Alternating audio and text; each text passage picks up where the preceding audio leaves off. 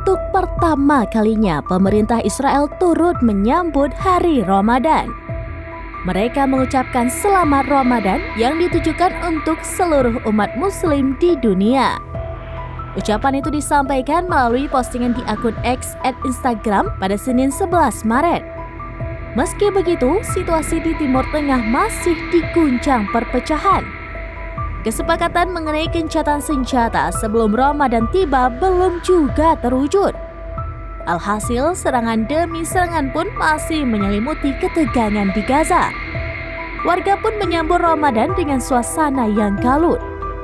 Sebagaimana diketahui, agresi Israel yang tiada henti di Gaza telah menimbulkan kekhawatiran yang meningkat di seluruh dunia karena meningkatnya resiko kelaparan yang mengancam korban jiwa. Di mana sejauh ini sudah ada lebih dari 31.000 orang yang menjadi korban di Gaza. Dalam pesan Ramadan kepada umat Islam di dalam dan luar negeri, Presiden Amerika Serikat Joe Biden berjanji pada hari Minggu 10 Maret untuk terus mendorong bantuan kemanusiaan ke Gaza, gencatan senjata, dan stabilitas jangka panjang di wilayah tersebut.